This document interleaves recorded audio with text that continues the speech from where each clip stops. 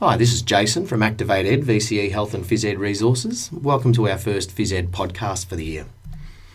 We're going to talk about Unit 3 Phys Ed and in particular the National Physical Activity Guidelines.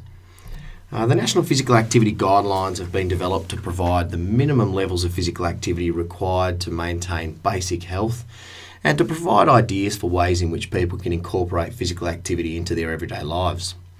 It's generally accepted that regular physical activity has a range of benefits, including decreasing the chance of suffering from lifestyle illnesses such as heart disease, stroke, type 2 diabetes, some cancers, obesity, etc. It helps to build and maintain healthy bones, muscles and joints, reducing the risk of injury, and also promotes psychological well-being. If you go to the Department of Health and Ageing website at www.health.gov.au, what you'll find is that the guidelines provide recommendations for involvement in both physical activity and sedentary activity. So physical activity is defined as any activity that gets your body moving, makes your breathing become quicker and your heartbeat faster, while sedentary activity is defined as sitting or lying down. And more specifically, it's any activity that doesn't raise energy expenditure above the energy expenditure at rest. The NPACS provides separate guidelines for individuals from people within different population subgroups. If we're measuring physical activity, we talk about the dimensions of physical activity. So we talk about frequency, and that's simply the number of days per week on which you were active. We talk about intensity, and this guy's super intense, but when we talk about intensity with physical activity, we're talking about how hard you're working. And there's a few ways that we can measure that. Some of them are metabolic equivalency, and so that's a comparison of metabolic rate at rest compared to physical work. So if 1 MET is the energy expenditure at rest, then 1 to 3 METs would be low intensity activity, 4 to 6.5 would be moderate, and 7 or more METs would be vigorous. If we want to use heart rate, we need to calculate our max heart rate, and to do that we need to subtract our age from 220, and that gives us a predicted heart rate, and it's a rough estimate. If we're working at less than 50% of that max heart rate, that would be low intensity work, 50 to 70% would be moderate intensity, and 70+% would be vigorous intensity physical activity. Probably the easiest way for people to measure get a rough idea of the intensity of work is to use a thing called the talk test. So if you can sing while you're exercising, it's probably low intensity activity. If you can just manage a conversation, it's probably moderate, but if you can barely talk at all, or not talk at all, then chances are that's vigorous or high intensity physical activity. The next dimension of physical activity is time or duration, and that's just simply the number of minutes on each of those days that you were active for. And then the final dimension is type, and that refers to the domain or the place in which you're active, but also the type of physical activity in terms of whether it's aerobic or strength-based or flexibility. So if we just quickly talk about the domains of physical activity, leisure activity is any activity undertaken during free time, if you like, or undertaken just purely for pleasure, or for fitness benefits, etc. And they include playing organised sport, going to the gym, walking the dog, just going out for a ride on the bike, anything that people just do because they like it. Occupational activity is any activity that's undertaken as a part of your normal daily work. So clearly some occupations are more active than others. So if you're a tradesman or tradesperson, then chances are your day's got more physical activity in it than somebody that works in an office setting. Household activity is any physical activity that's undertaken in the normal keeping of the house. So lawn mowing like this guy, sweeping, mopping, vacuuming, hanging up washing, pulling weeds, shoveling in the garden. Those would all be considered household physical activity. And then the last domain is active transport. And for us, really, we're talking about substituting walking and cycling for driving. So let's have a look at the National Physical Activity Guidelines for some particular groups within the community. So for infants, infants would be 0 to 5 years old. 0 to 1 year olds should be encouraged to participate in floor-based play from a very early stage.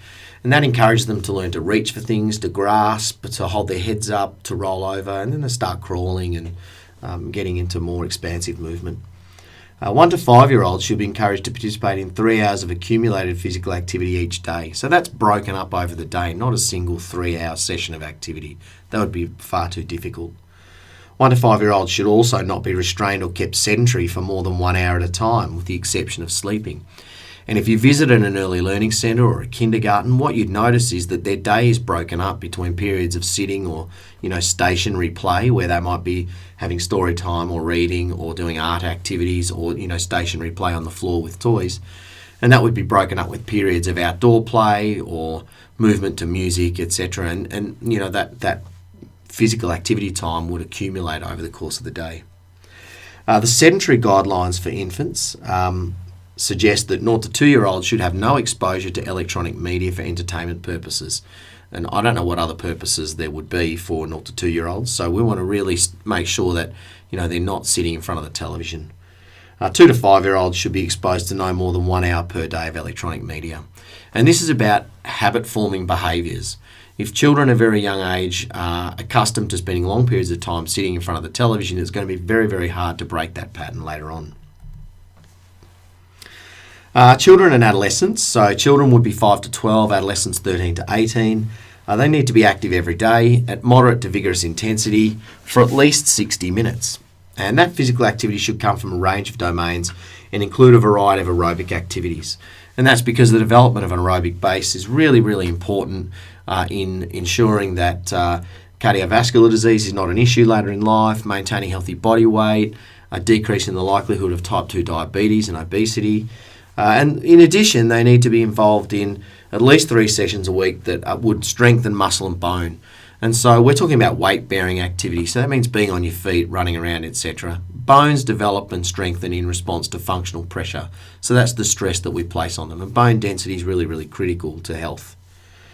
They should also not be exposed to electronic media for entertainment for more than 2 hours a day. And again, that's about habit-forming behaviour.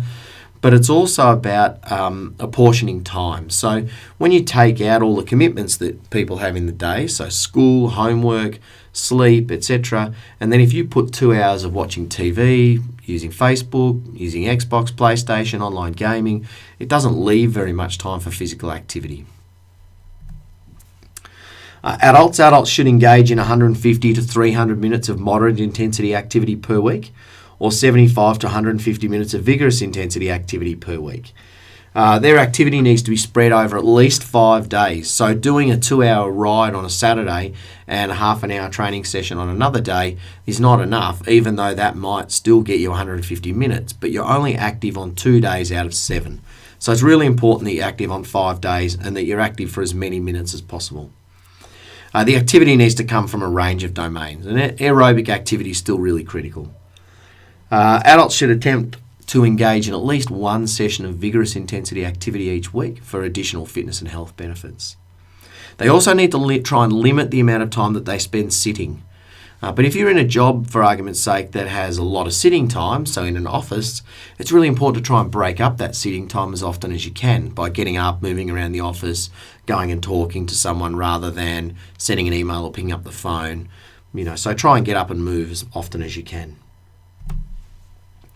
And then for older Australians, they still need to participate in physical activity on most days, low to moderate intensity activity. And so we decreased the intensity here because many older people wouldn't be able to manage vigorous intensity activity.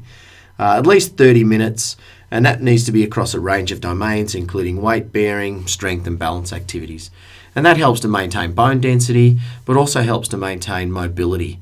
And what that means is that falls are less likely, and when and if falls do happen, that injuries that are sustained are less likely to be catastrophic, so we're not likely to have as many broken bones, etc.